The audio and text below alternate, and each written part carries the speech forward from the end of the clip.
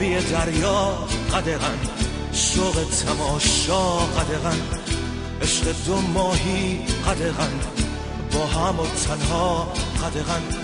برای عشق تازه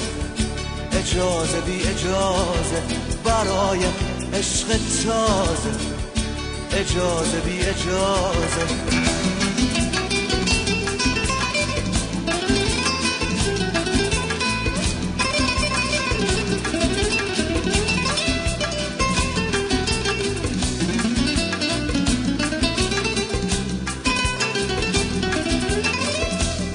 پچ و نجوا قدغن،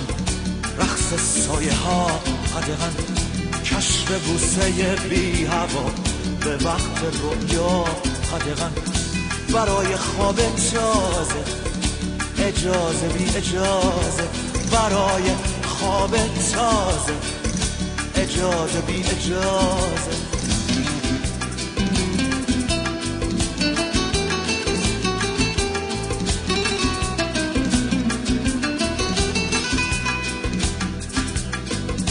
در این غربت خانگی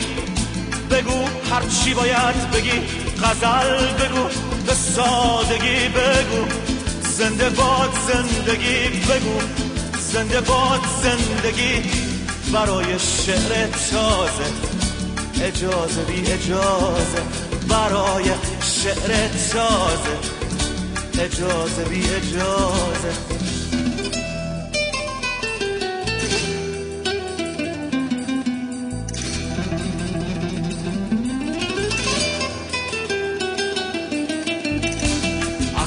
نوشتم قدغن،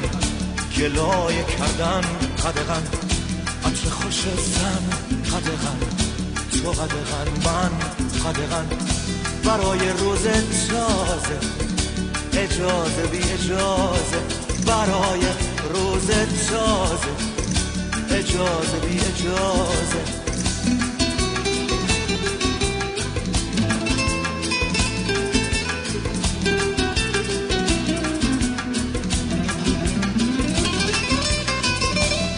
آبی دریا قدغن،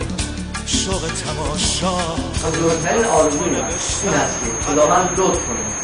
امکاناتی به من عنایت کنه که این امکانات بتوانه در پیشبرد بچه‌های من مؤثر باشه، که این امکانات دست نمیاد مگر با دست آوردن یک سرمایه، و از خدا می‌خوایم که این سرمایه از هر جایی هست برای ما انشاءالله خودش یک جوری از خدمتش تحصیل